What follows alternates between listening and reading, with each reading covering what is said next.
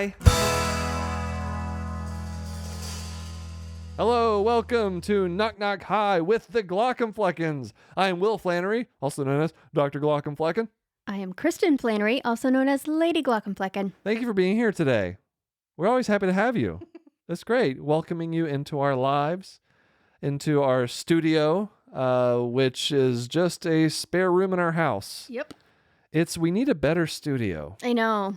I mean, it works. It's fine. It does. But it's supposed to be a guest room, is what this is supposed to be. That's true. And I also have to record all my videos in here. And it's a little crowded at times. It's true. That's okay. It's working. Yeah. It's working out. You guys aren't having any problems with it. I guess we're the only ones that do.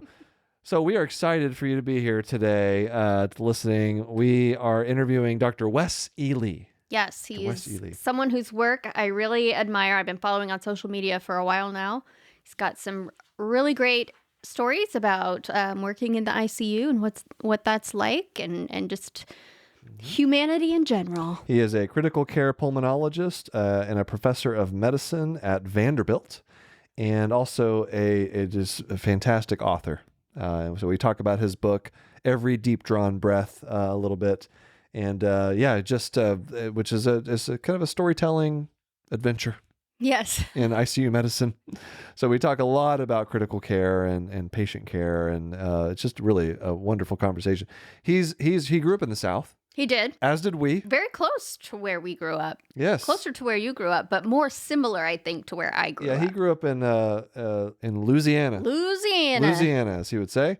Mm-hmm. And we were next door in Texas. You were in Central Texas, very small town. Small town, very Have we talked about it before? Rural. Dublin? Oh, yes. I think you bring it up quite a lot. I don't know what your fascination with it is, but I asked Kristen the other day if she would ever want to go visit her old high school. Right, because we went and toured yours. Yeah, I went back. You got like a VIP tour. I did. It was the most bizarre thing to me, because who wants to go back to high school? You make it sound very sad. This is what being a comedian internet ophthalmologist gets you. You get private tours of your old high school. Where you used to spend every day. Yes. There was a purpose. We were there for a purpose. But you have no desire to go visit your old high school. No, my high school was one long hallway with doors on either side into the classrooms. And then connected to that was a cafetorium.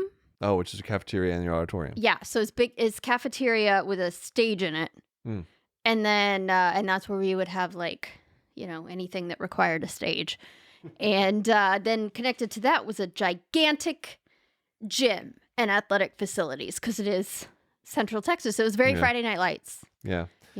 And later on in this episode, we're going to play a game that involves TVs and movies and stuff. And it reminded Kristen of a story that I actually forgot. I don't know what she's about to say. Well, it's not so much a story as an explanation. I was very nervous about this game because it required some knowledge about TV and movies, over time. And I don't know. I have never been much of a TV watcher to begin with, because growing up, my parents kind of controlled the TV, and it was back when you had one family TV with 3 channels. Yeah, well, maybe 5 or 6, but yeah, we didn't have cable. I mean, people had cable, but we didn't have cable.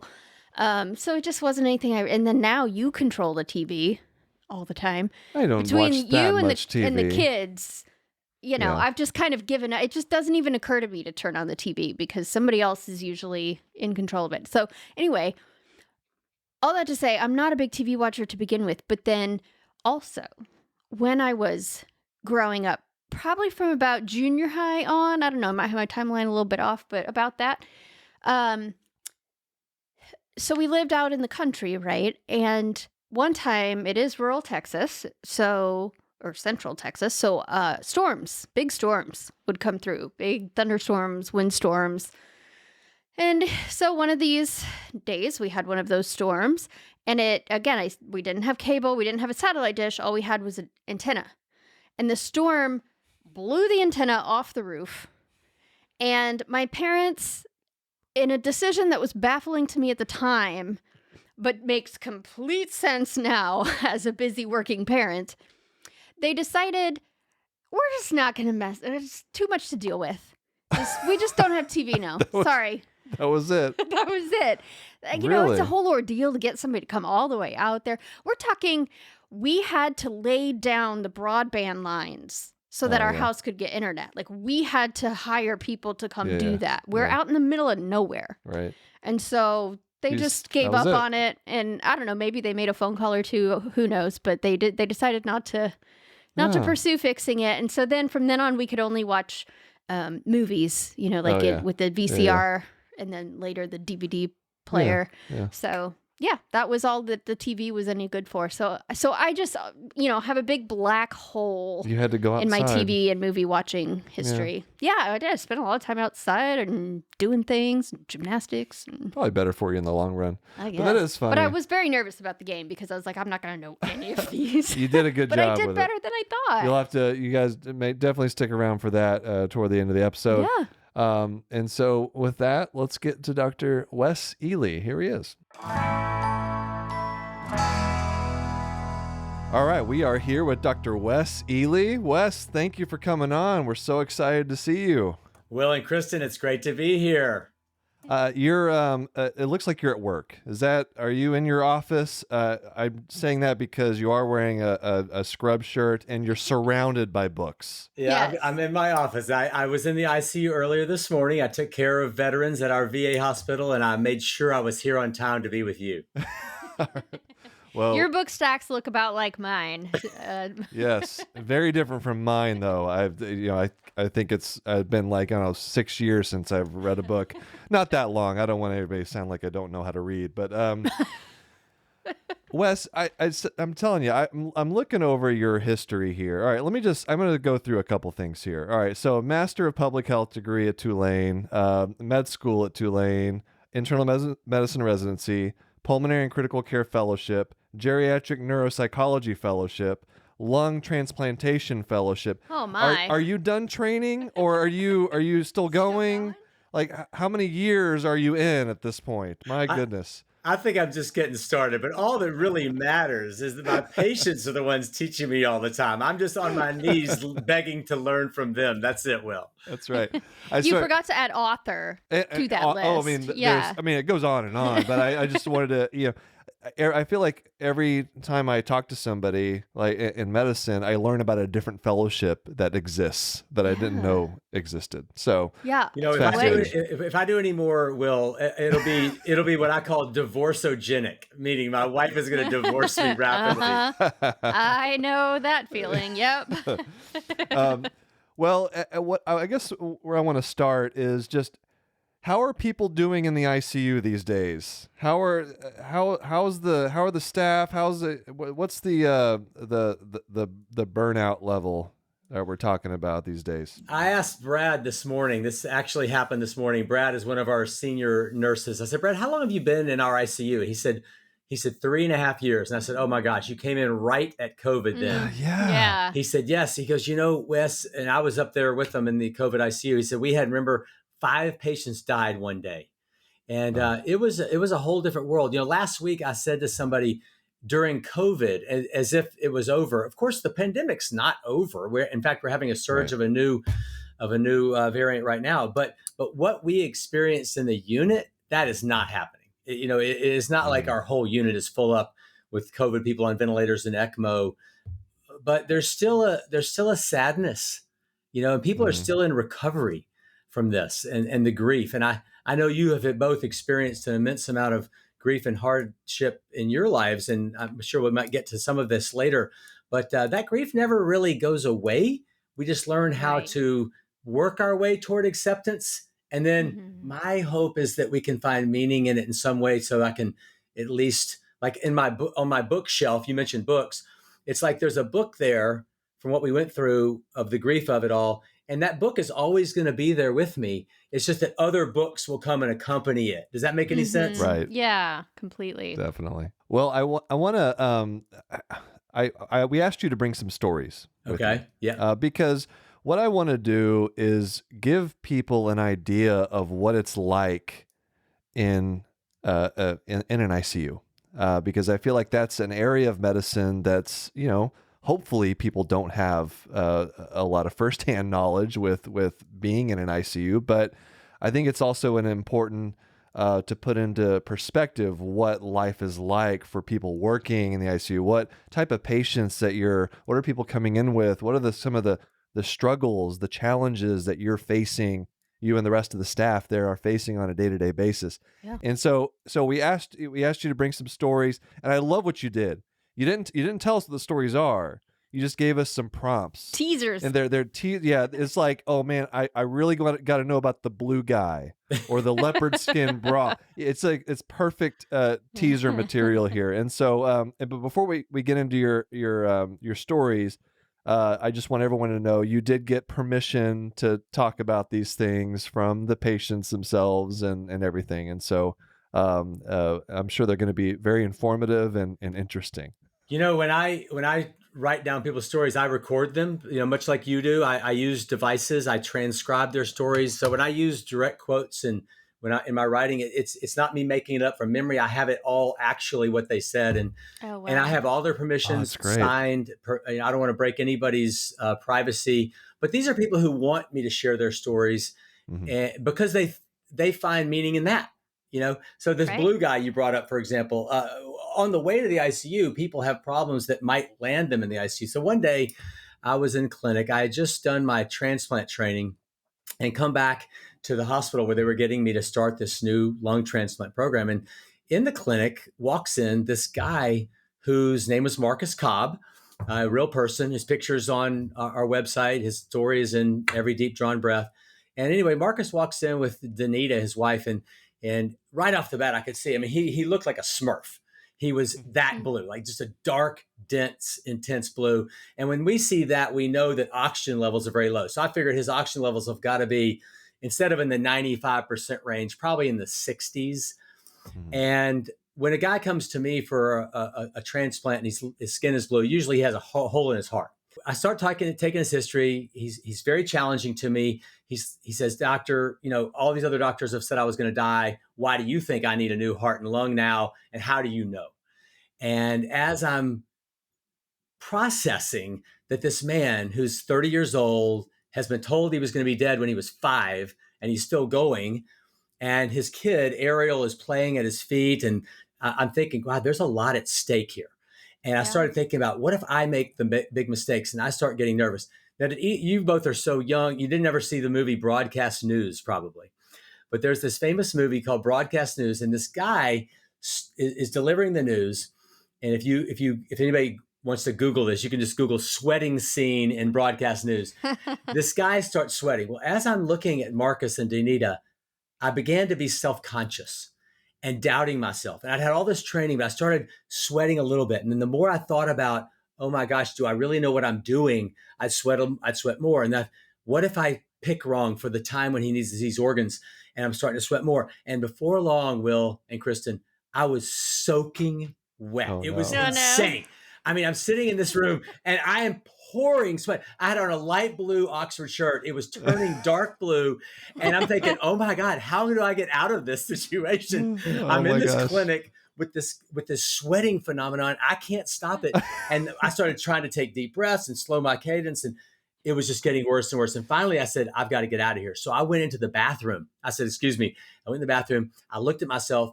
I'd used all the paper towels I could to sop up all the sweat. I looked at my shirt and it was pouring in with water. And I thought, oh my God, what am I going to do? And the lesson is, when we make, as a servant, because I'm really a servant of him and his wife, but I made it about me. I made myself the center of that story. And if I had just kept my attention on him and what am I going to do for him and how will I improve and help reduce his suffering, that I've never had it happen since.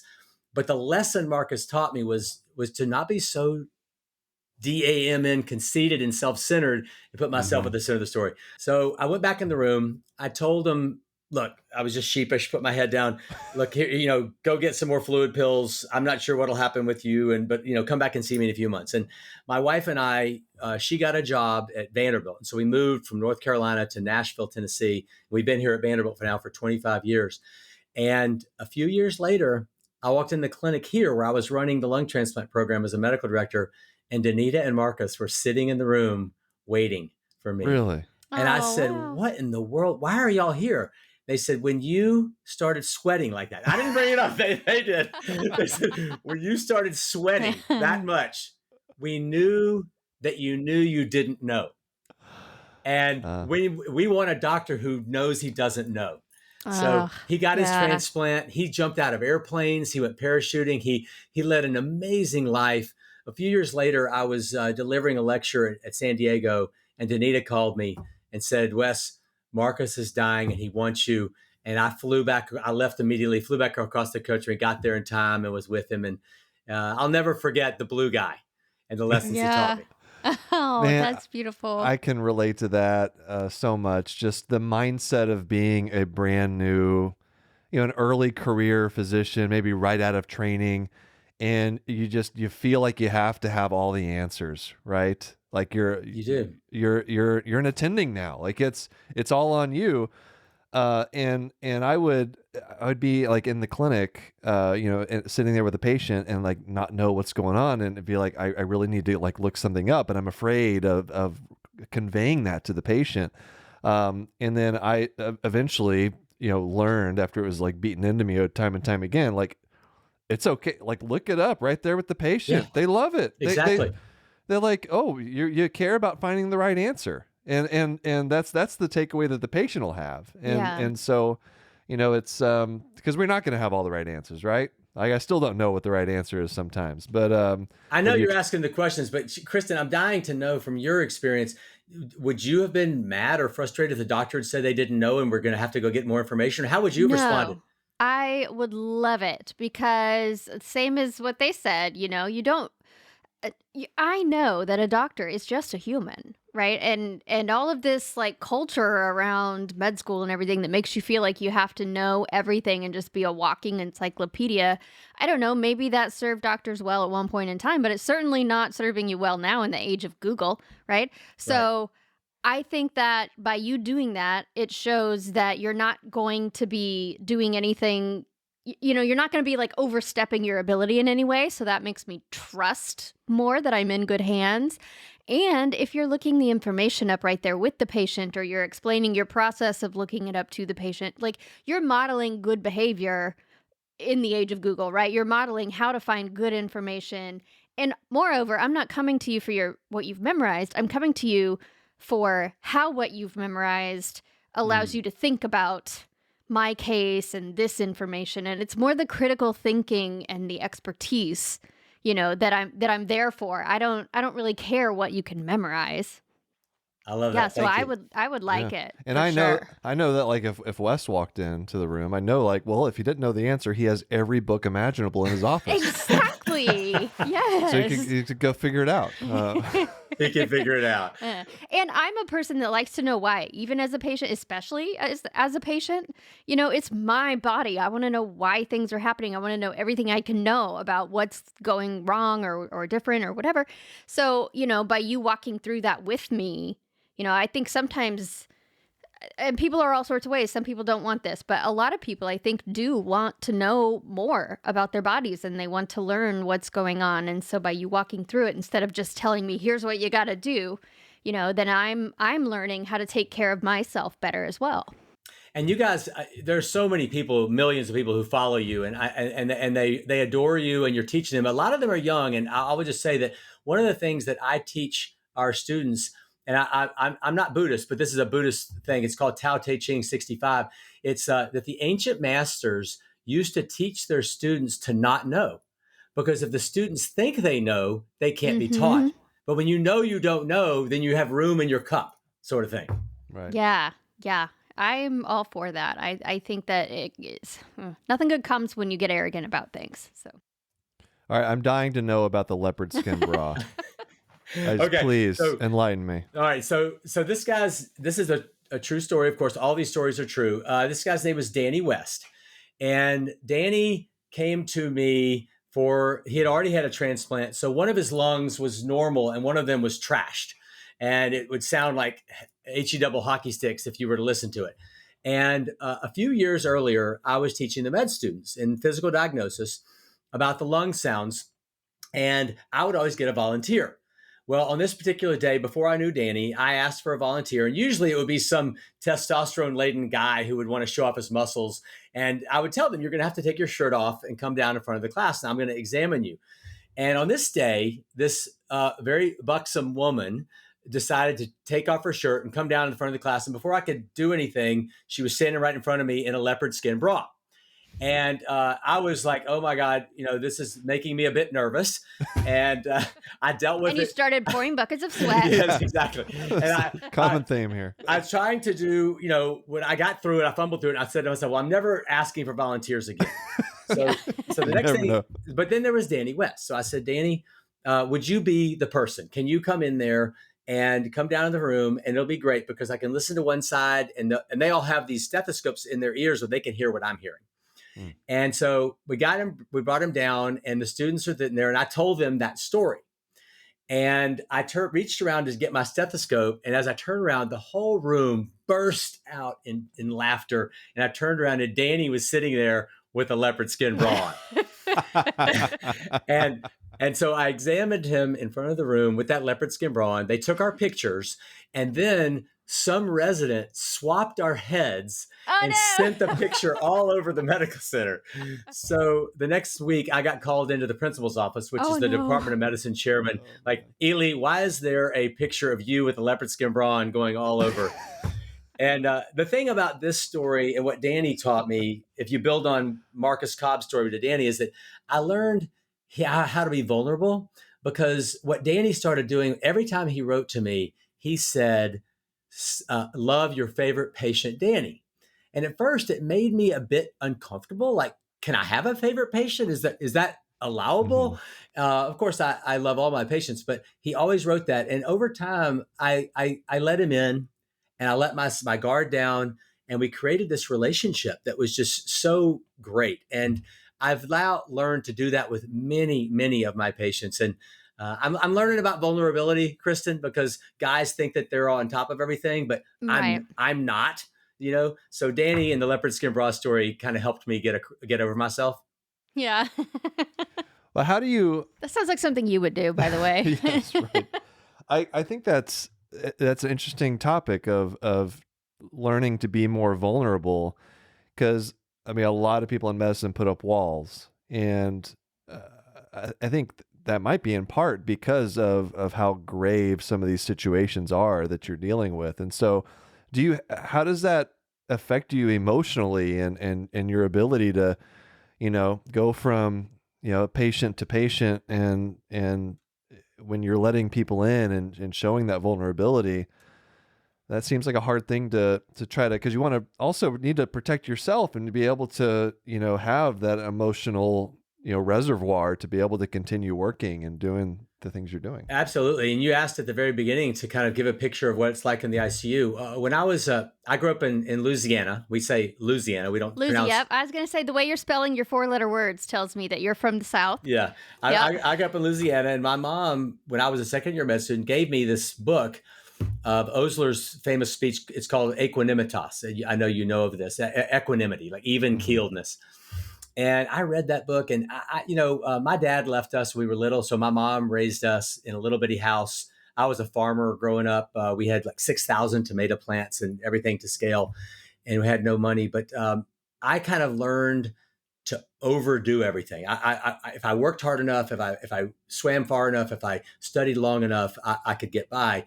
Well, I took that equanimitas idea and I grossly over applied it. And Will, this gets at what your question is. So I was like, I will not make myself vulnerable. I will make a wall, and I will not allow myself to be sucked in to this situation. And that way I'll protect myself. What I've learned, and you can see how much gray hair I've got now. I'm 59. I'm old now. I've been doing this 30 years. I've learned that was not doing anybody any favors. Not only was it removing the patient from having a healer because I wasn't truly diving into their chaos. I was not helping myself because there's a real burnout that can occur when I don't really get the sweetness. And the sweetness for me comes from learning who they are. Like now I ask everybody 4 questions. What are your favorite hobbies? What's your favorite music? Your favorite food? And what are your pets' names? And that's just my way of getting started. And then usually we end up laughing. If I can find out about music, food, hobbies, and pets' names, something in there is going to make us laugh. And I think, Kristen, you said laughter is like fertilizer, and I love that. Does that make sense? Yeah. Yes, completely. And, so I'm going to get on a soapbox here if you'll allow it. But so I have a psychology background and It's your specifically. podcast. You can do whatever you want. You absolutely can. That's true. I allow it. No. So I was in social psychology, and my, particular area of specialty, if you will, was emotions. And so I think, it's one of my pet peeves when people deal with difficult situations by compartmentalizing. Because there are times when that might be a good strategy to use, like in acute trauma for, a temporary time. But it's not the way to live life, right? It's not the way to have a career that deals in difficult situations. And wouldn't it be so much better if we taught everyone emotion regulation skills so that you don't have to make those walls, you don't have to make those little boxes and just cram things in there and then, have the top fly off at unpredictable times? What if you could just go through your career feeling your feelings, but knowing how to deal with them and understanding them better and, knowing that they're just signals that are telling you something about what's going on in your life and how you want to deal with it or not deal with it. They're useful information, and we teach doctors to just lock them away. We do. I was with the med students recently, and they said to me, Dr. Wes, how do you deal with grief? And I said, well, what have you been taught? Because I want to know, what are they learning? And he said, a neurosurgeon came in and taught us that he deals with grief and he said, I have a little box. I put it in there. I turn the key and I put the box in a field and I throw the key away. I'm like, what? Why would you teach a med student that? This is horrible. Instead, my guru wife, like Will, you and I both have guru wives. My guru wife has been saying to me for years, Wes, you've got to deal with this. The pain has got to come out somewhere. Yes, and it will. You cannot stop it no one can. So you can learn how to deal with it in the moment and have skills around dealing with it in productive ways, or you can just wait for the volcano to erupt and make a giant mess of your life. So I don't know. It doesn't make any sense to me. I'll be vulnerable with you right now, and I haven't said this publicly, but I go to Al-Anon. So Al-Anon is for people who have addiction in their life, like in my sister or I'm not saying specifically who they are, but siblings or parents. Someone close to you. Yeah. Right. So I didn't do that for so long, Will and Kristen, that I kept just putting all this and pretending everything was okay. And I have some very serious qualifications to go to Al-Anon, let's put it that way. And I've just now in the past 4 years started processing all this and learning how, and I am so much happier now that I live by the 12 steps and I have a sponsor and I go to these meetings, and all we never give anybody advice. We just share our experience, strength, and hope with one another and learn from other people's experience, strength, and hope. It's pretty amazing. And there is so much power in that, in people's stories. It's another reason that we like to share stories on this podcast and that we encourage people to tell their stories and we tell our story, because that's, I think, one of the best ways for human beings to learn from each other. Thank you for doing that, by the way. I've listened to plenty of times where you've shared your story, and it's helped me a lot. And do you mind if I just share one thing that I observed? Oh, sure. Please. I don't know what you went through. I can't possibly understand it, but something happened in me when I was listening to the 911 call. And I'm not sure if it's okay to bring this up or anything, but when I heard the noises of what you were doing, and by the way, it was amazing to me how you listened to that woman teach you how to do what you needed to do with the CPR. And then when you were doing it, and Will, I could hear your exhalations.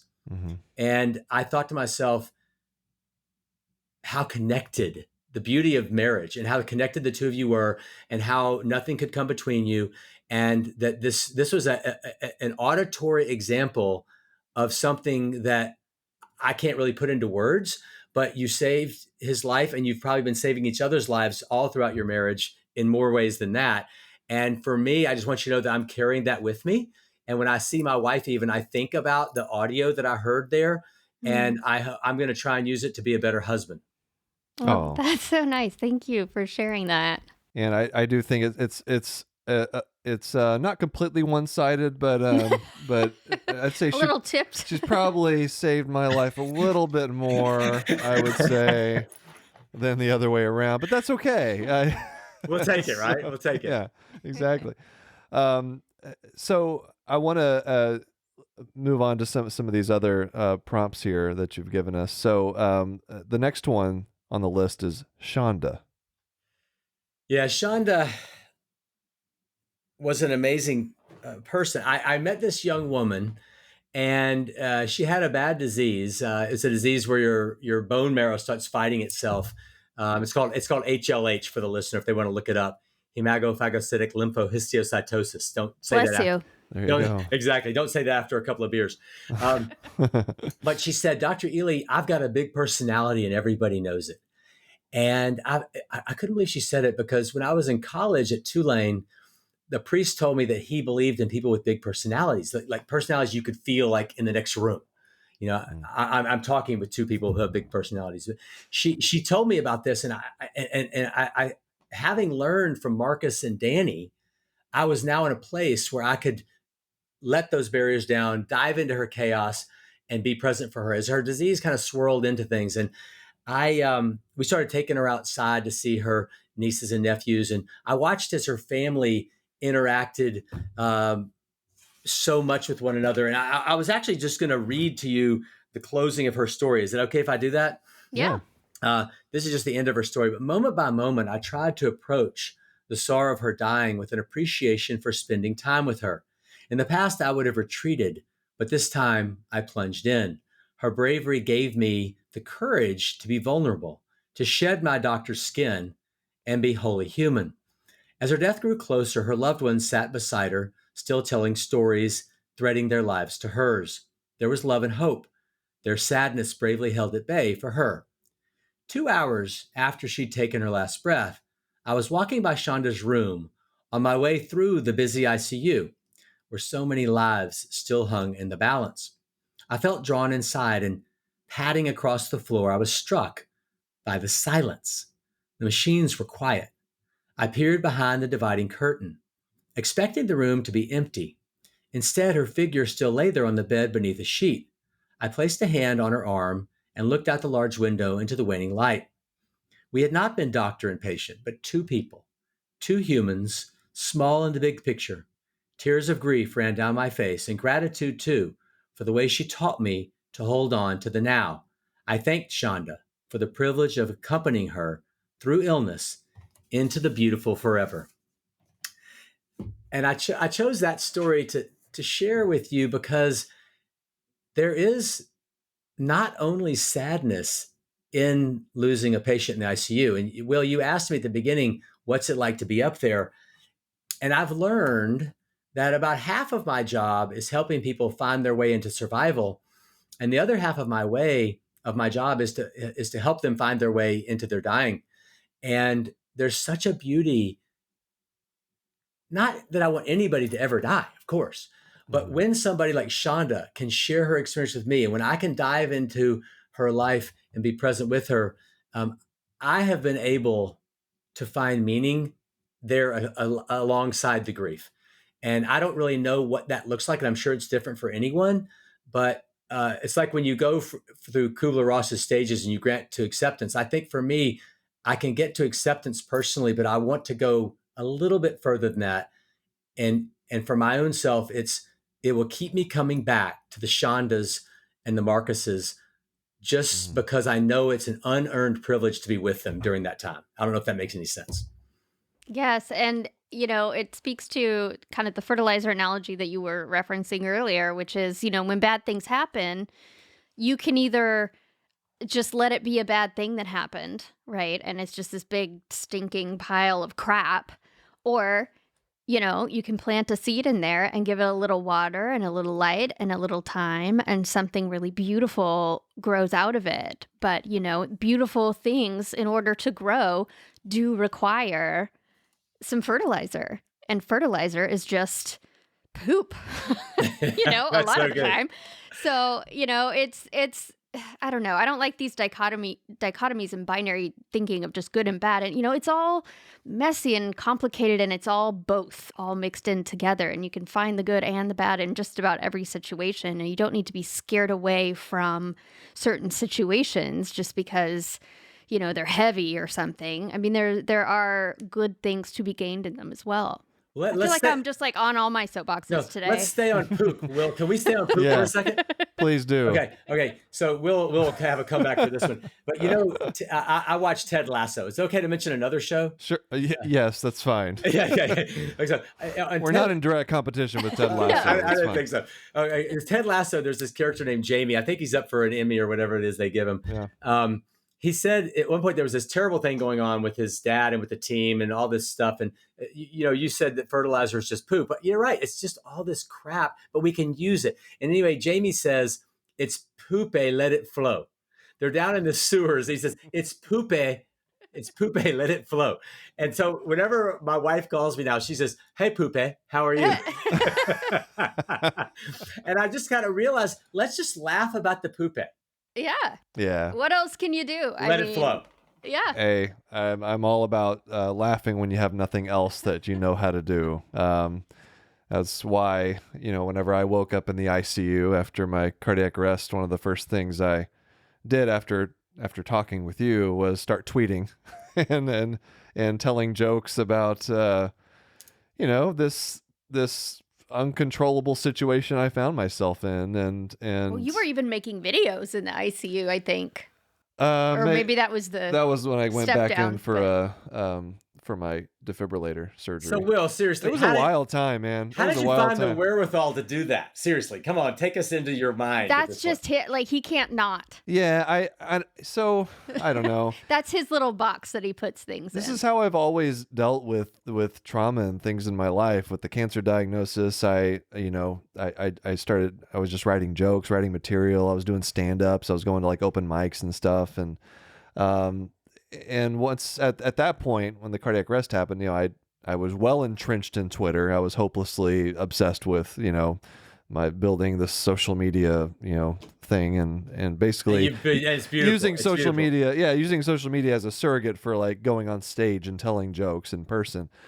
And so, I woke up and I don't really remember my thought process at the time, but it was probably just habit. You were just so... Yeah, it's like, oh man, wait till people hear about this kind of thing. And because what a story. And it's, anything uncomfortable in my life, my go-to is to find some humor in it and tell a joke and share a laugh with people. And I don't know, that's why humor is a famous coping mechanism, right? Because it allows you to reassert control over uncontrollable situations. Yeah, and to deal with hard truths in a softer way. No, honestly, I mean, all through the pandemic, there'd be times I'd be sitting right at this desk just feeling so down and low, and I'd open up, and I was never on any social media before COVID, but then I got on Twitter during COVID, and your videos would lift me up and be like, oh my God, that's exactly what I needed. I just needed that exhalation, that laughter, whether it was you doing a neurologist, an orthopedic surgeon, or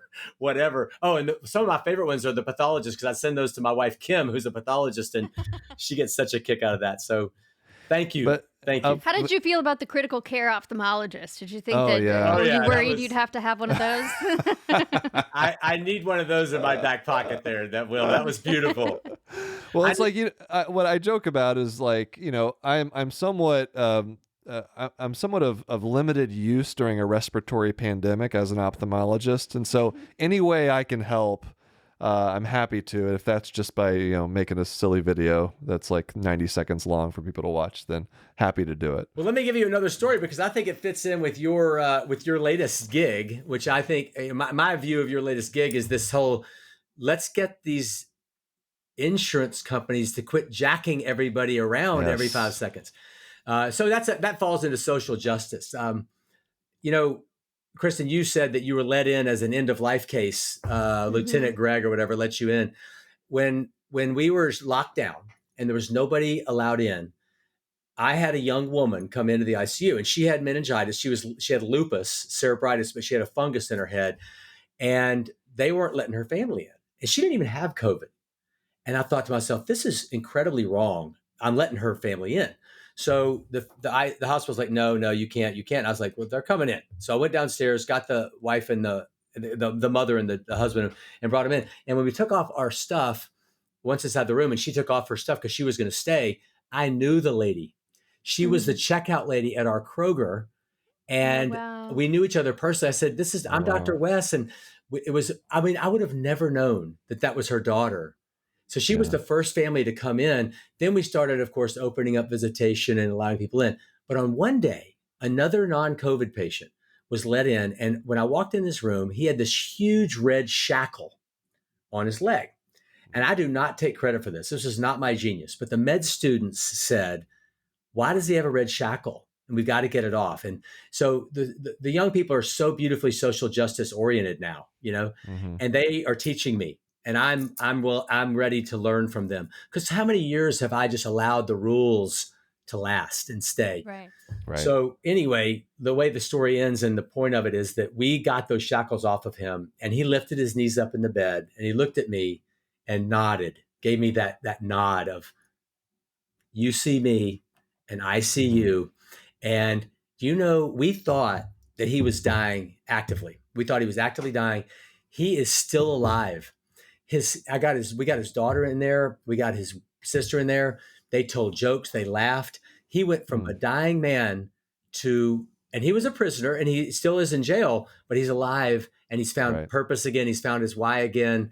And I just realized social justice has got to be a part of my life. And we've actually created a website called Scopes and Shields, where we're going to teach doctors what their rights are to fight for people who have imprisoned situation, that sort of thing. So I think all of us, what you're doing with insurance, what I'm doing in the ICU, if we can all just try and do our part, what are you thinking? I agree. For a long time, I struggled whenever I was making a lot of these health insurance videos or U.S. healthcare system videos. I was like, okay, I'm showing all the problems, but what am I actually doing, to help make it better? You're just stirring the pot by pointing out what's wrong, but not solving anything. I'm not producing any solutions. And what I realized is, like, I don't necessarily have to have a solution to the problem by just making people aware of what's happening. Because we take it for granted, especially with the U.S. healthcare system, that like those of us in the healthcare system working in it, we kind of just know some of these things because we see them every day. But there's a whole lot of people that have no idea about things like prior authorizations or automated claim denials and all these things. And so, for things like, your patient and social justice surrounding, care of inmates and health insurance issues, I think just getting the word out, spreading awareness of those things is powerful and needed. I mean, I didn't know when I was a young non-gray haired doctor that I could call the warden and say, I'm the doctor and I'm prescribing you to remove. And I don't mean that every inmate has to have no shackles. I mean, some of them actually pose a threat, but this man did not. So there was no reason. So let's just do our part and keep waking ourselves up to the idea that we can do better for other people if we put them at the center of our service goal. Exactly. Yeah, and what you said about he looked at you and just the implication is you see me and I see you, right? Like that is another one of my little soapboxes that I get on all the time, is to say that for some people, like the co-survivors of critical illness and medical trauma, sometimes that is what is healing about the situation, is just to know that the people who are able to help can see you for what you are and what you need. and what you bring to the table and what you need from them. And I don't know if you even did this on purpose, but you said, I see you. And he works in an ICU. Yes, but Oh, no, that's not what you're saying. wouldn't that be wonderful if that is, in the intensive care unit, it is this philosophy of ICU. Yes, ISEEU. Yes. And I believe in that. I teach that. I actually say that we have to convert ourselves from a depersonalization chamber into a repersonalization chamber so that it becomes an ICU. Mm-hmm. Right. And we're working on this. We have a program now. I'll tell you, during COVID, we developed all these long COVID support groups.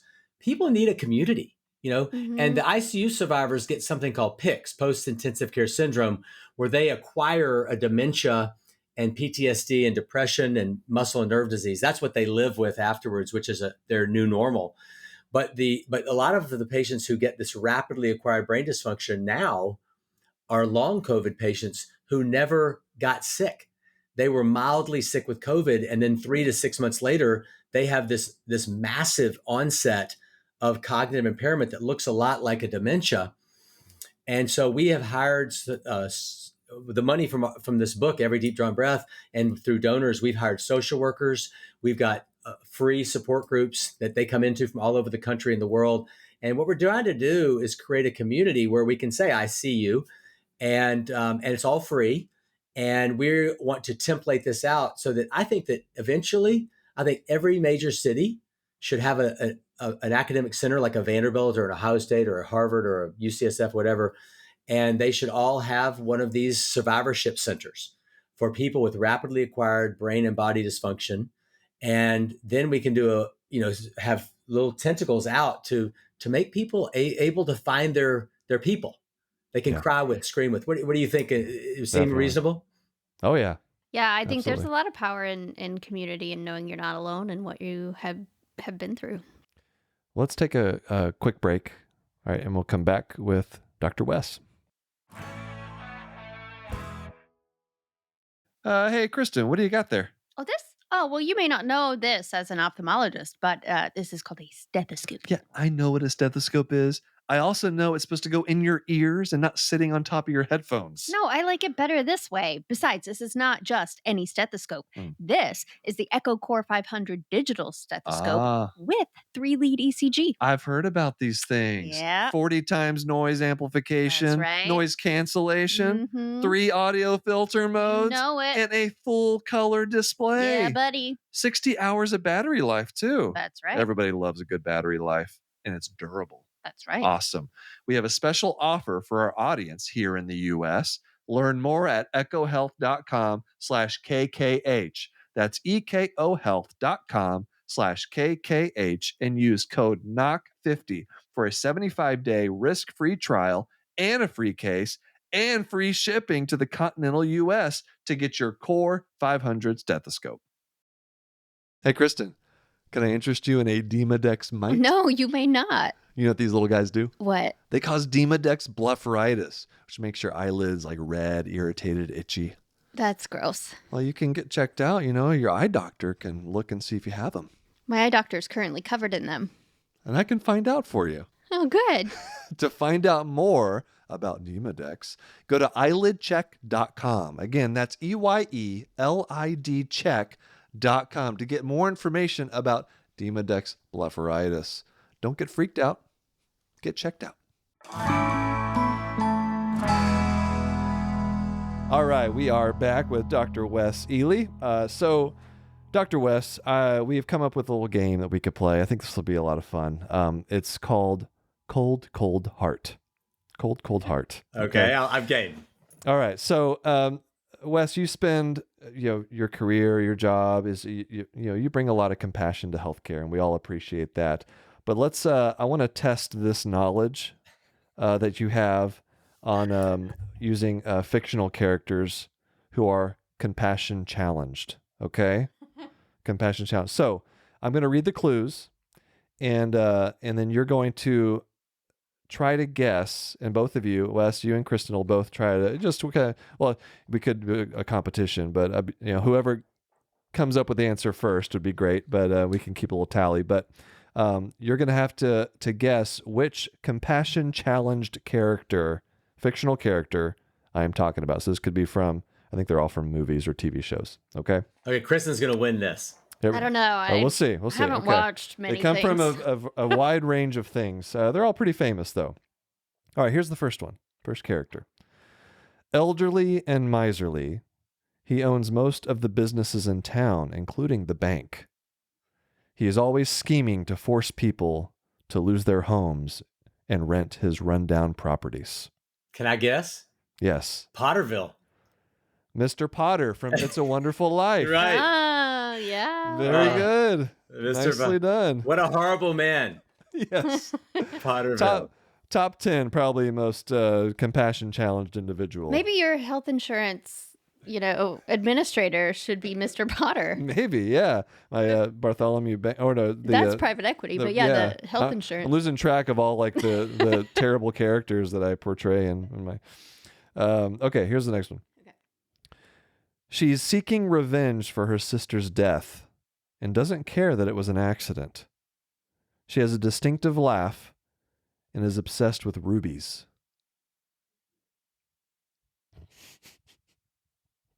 This is Cinderella's mom.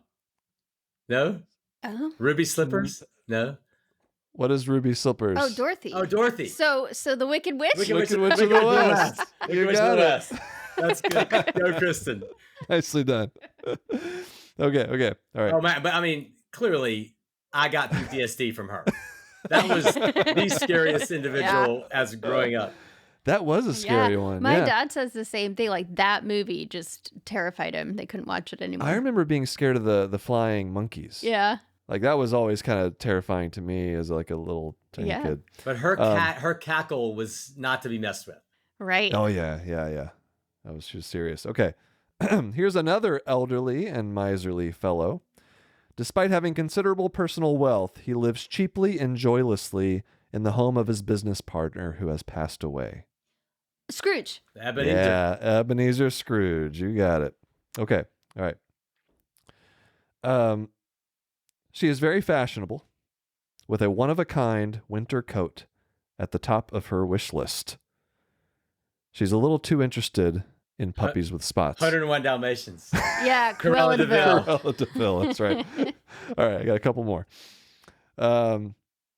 Let's see. Let's go. He compulsively nibbles on his pinky while hatching inept schemes to terrorize and take over the world. Austin. Yeah, Dr. Evil. Dr. Evil and Austin Flint. You got it. I'll let you in on the fact that I dressed up like Austin Powers for Halloween. Funny. Equipped with chest hair, fake chest hair. And I went to the urologist and got a penis pump. Oh my God. I did not see that coming. I love it. They got those lying around at the urologist's office. Love it. All right. Here's one more. This might be kind of tough. Okay. He's a short man on a tall mission to rid his kingdom of fairy tale creatures. He is looking for a princess to marry so that he can become king, but he's not willing to rescue said princess. Is this Lord Farquaad? Yes. You are so good. You got it. Shrek. Lord Farquaad. Wow. I'm impressed. Well That's done. Funny. I'm impressed too. I wasn't expecting to know any of those. You have all the wells of knowledge, Kristen. See, Dr. Wes, I feel like you could teach all of these people a thing or two about compassion. That's all I'm saying. Yeah. I have my moments of need, and I've learned from all of them. So I just want to just keep getting better, Will. I want to keep changing and getting better because I've got a long way to go.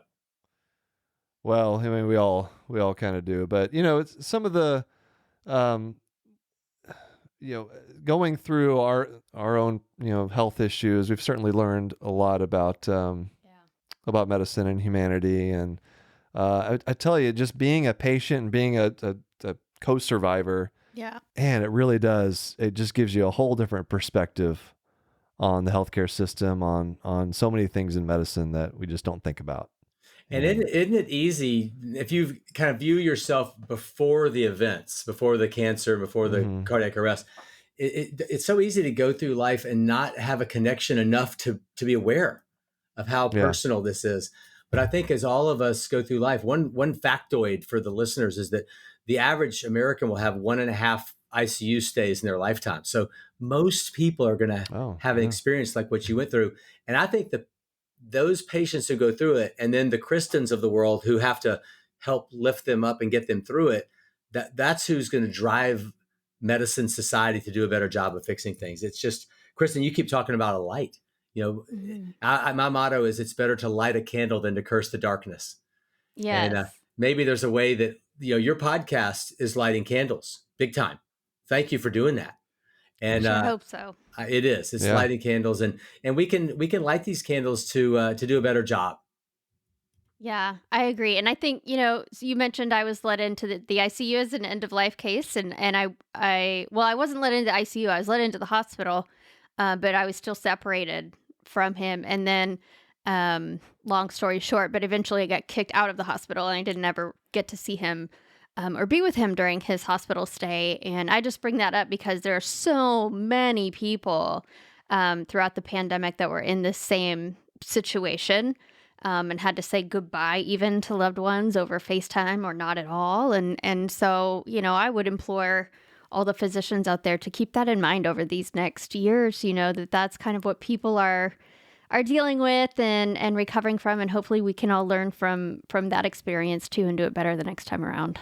It was wrong. It was anti-medicine, but I was part of it. And we were scared. We didn't have a vaccine. We didn't have PPE. So we were doing the best we could with this dim light that we had. Right. But I agree with what you just said. We now know, and we know the PPE works, and we know what we made a mistake of, and we can't do it again. We cannot allow that to happen again. Yeah. No way. But Kristen, did something very smart though. Despite, she knew that she wasn't going to be able to, or I don't know if you knew at the time that you wouldn't be able to be in the hospital. Yeah, I did. Mm-hmm. Yeah. But she, she sent my phone with me. Once he woke up, to the hospital. Yeah, she sent my phone in, but deleted my social media apps from the phone. And banking and email and anything he might get himself into some trouble. She knew right away. I was going to start documenting my ICU stay from the ICU. That is a genius study, because then he's got to remember his own passwords to get back in. That is what my thinking was. Is this a good cognitive test? If he can remember how to download an app, remember the password to log in, then he's fine to use it. That's right. I have to assume that was also something that was probably said whenever my team did rounds on me. They're like, well, he's tweeting. I guess he's fine. Time to go home. No, there's actually a thing called the crossed leg sign in the ICU. This is a real thing. If you're this has actually been studied and published. People have a higher survival rate if they have a crossed leg in the ICU, because it means they're sitting there with their legs crossed, like, oh, hum-de-dum, it's better, I'm good, it's okay. So I love that. You were exhibiting the crossed leg sign by your tweeting. Oh, that's great. The crossed legs. Wow. That's such a cool thing to publish about. Yeah. There's all kinds of cool things like that. Like we have a thing called quitter's nails. Do you know what that is? No. Quitter's nails is for the smoker who comes in, has his big heart attack and quits. And then about 2 months later, half of his nail is yellow and the other half is pink. So that line marks his teachable moment. Yeah. Oh, I love it. How about that? That's incredible. I bet there's so many little, I don't know, I would think of them as hacks that for the ICU. Yeah. That's so fun. Little clinical signs. Yeah. How are you with checking for contact lenses on all the patients that come in? Yeah, it's a big one. I always ask the ICU folks this. We have to check for contacts because I've had patients in there for days and they'll develop corneal ulcers and stuff. Yeah. Yeah. So I always check, Will. I'm in. I love it. Good. And the lubrication, that was the other thing that I reluctantly asked about while you were in the ICU. She could just knew. Keeping those eyeballs lubricated. It's always a good thing whenever people are intubated and sedated. It's incredible. The first fancy word that I learned in the ICU was called chemosis. Because the sclera gets all edematous, and we would just call it scleral edema, but that's called chemosis, right? You guys are lucky. You've got all these fancy words that nobody else in medicine knows. So you come in and you automatically sound smart. Yeah, that's right. Yeah, I just start saying, because I mean, we're already nervous to be in the ICU in the first place. We don't like to go there generally as ophthalmologists, and so we just start throwing out fancy words to make us seem like we belong. So that's exactly. Yeah, the only reason he goes to the hospital is to go find the snacks in the physician's lounge. Well, if you just walk in the ICU and start saying things like, "Have you guys checked for Roth spots lately?" Because you're going to make everybody, nervous. Oh, right. I could go in and be like, "Hey, kid, what's Winter's formula on this patient? Have you checked that?" That's still something I want to do someday, and just see what the reaction is, and they give me an answer that I have no idea what they're talking about. Well, it's true, because Kristen, some of the stuff that he does on his videos, I'm sitting there thinking, how does he know that? Like, oh, I know. How does he possibly know that? Because that was third year stuff, and he hadn't done that since. So yeah, it's spent good. a lot of time on Google and looking it up. He's faking. All right. Well, hey, let's take one more break here, and we'll come back and we'll wrap up with Dr. Wes. All right, Dr. Wes Ely. We are going to finish up here with a fan story. So we have our listeners send in their own medical stories. And so this is an anonymous story. It goes, as an MD PhD student, I had just finished my family medicine rotation that I needed to do during my PhD training. To celebrate, I decided to take 6 games. I decided to take 6 games on the weekend, 6 soccer games, over the weekend right after my shelf exam. I'm a soccer referee. It's refereeing soccer games.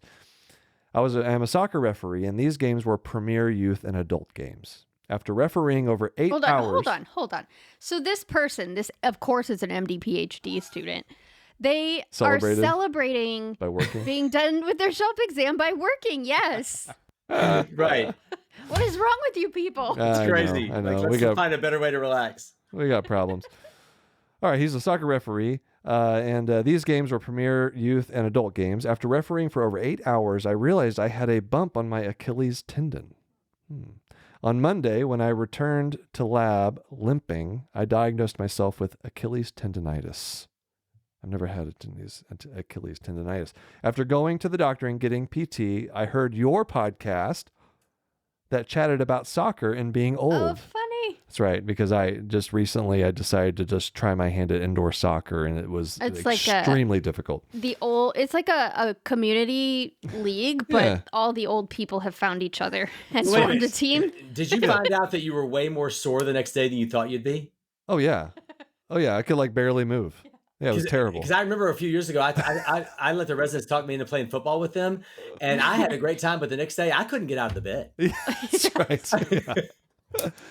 He says, I am only 27 years old, but I learned that I cannot just do a condensed 4-week family medicine rotation, referee 6 games, and expect to have a functional human body for research with only 24 hours of recovery. Thank you both for reminding me that I am a human too as a training physician scientist. Oh, good. Yes. I'm glad we could help. I'm glad I'm just reminding people of their own mortality and their difficulty with exercise. It starts earlier than you would think, though. Does. When I was a kid, I envisioned getting old as at least 40 before you start having any sort of feeling like you're slowing down or anything. When I was probably about that same age, about 27, I started noticing I'm kind of a little bit sore, my ankles when I first get out of bed, or just little things start and they just never stop. And now, they just keep going. Now, if I turn my head the wrong way, my week is ruined. Exactly. That's what's so depressing is you get hurt and you're like, I didn't even do anything. Exactly. Yes. Oh, I man. just was sleeping in my own bed, and now I can't walk. We are turning this into an old person podcast here. Okay. Hey, but listen, Kim and I raise a boy who has Down syndrome, and he's 58. His name is Greg, and he is teaching me so much about life because even though he's 58, so it's like a 75-year-old because they age prematurely. But he still finds a way, Kristen, to, despite his little quirks and agingness, to just be happy. And he takes life. The beauty of Greg is he accepts life on life's terms, which means if I'm getting older, I'm getting older. It's happening. Let's just accept that this is what's happening. That's what Greg is teaching me.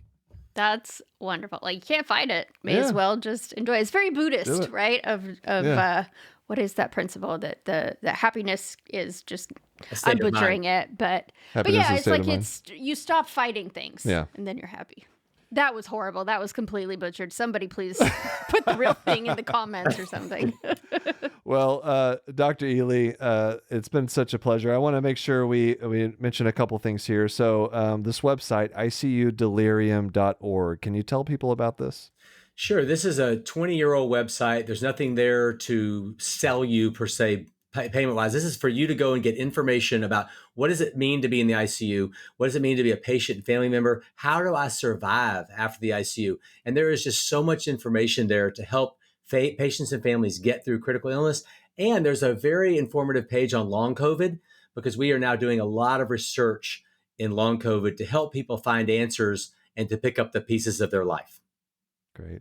That's icudelirium.org. Also, your book, Every Deep Drawn Breath. Thank you. Which we have right here, and it's just a wonderful book. And all it is, it's a book of real people, real stories. Everybody in there has vetted their story to be told, but it tells it's about life and people. It's about how do I get through hard times and find meaning on the other side of that. And every penny goes back to COVID survivors and survivors of critical illness. So it's a project to build that endowment I spoke about earlier. Yeah. And you have a model for physicians to use in here too, right? The A to F model or Yeah. bundle, you call it. Yeah, the A to F model is basically a 400 scientific papers proven way of more safely caring for people. The short of that would be, if your loved one is in the ICU, go to that website, icudelirium.org, and read about the A to F bundle. This is waking people up, getting them out of bed, bringing their family there.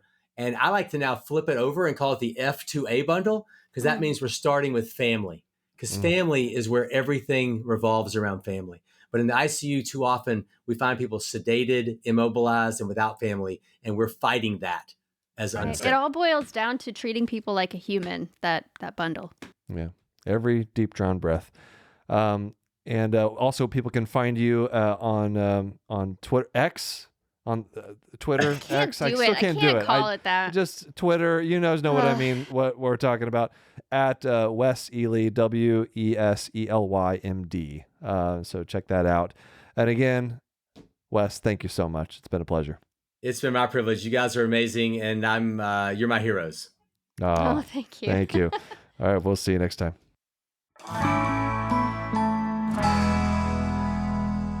I feel like we have like a little love-hate relationship with the ICU, don't we? In our experience. You could say right? that. Yeah, I think that's fair. Yes, very appreciative. Yes. For the work that goes on in there, but you certainly never want to find yourself needing it.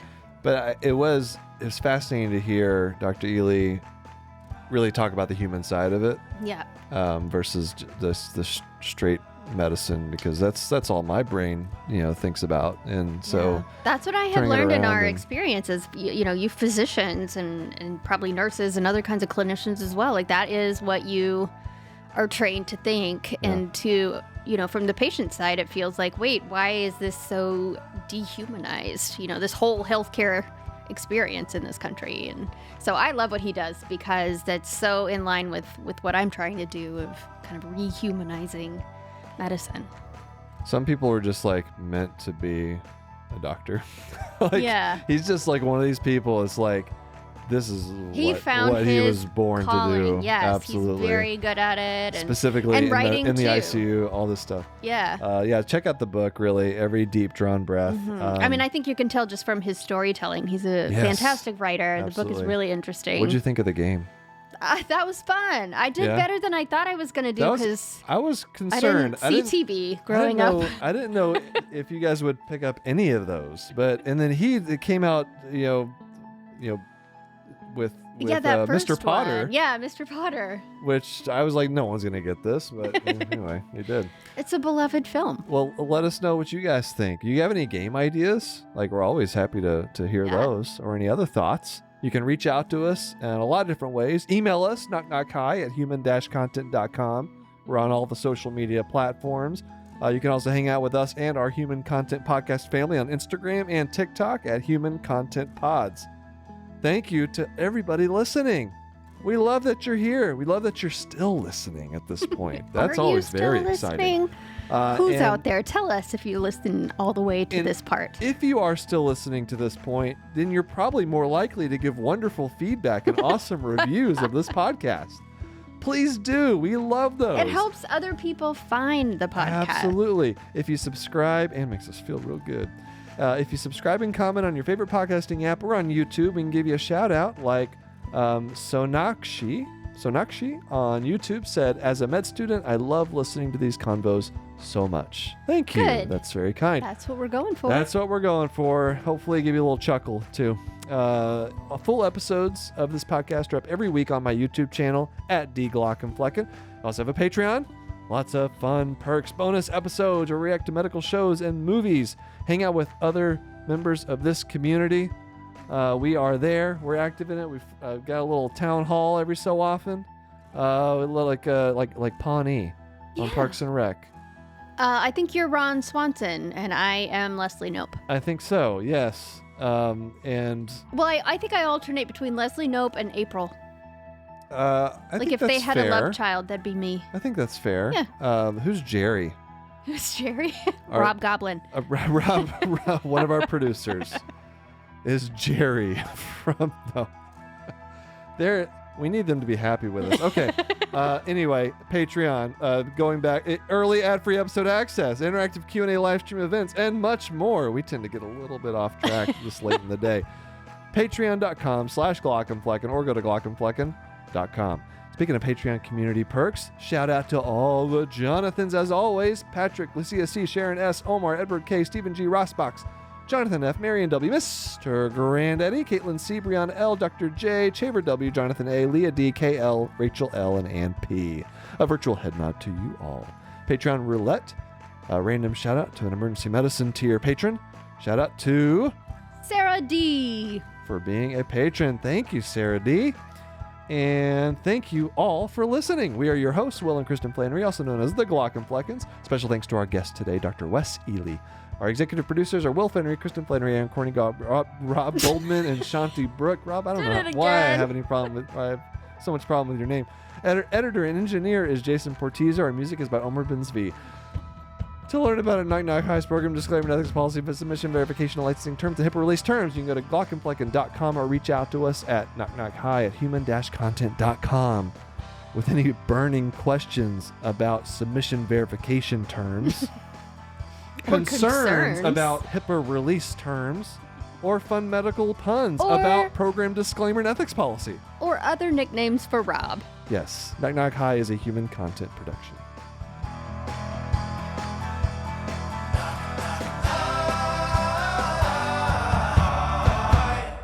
Goodbye.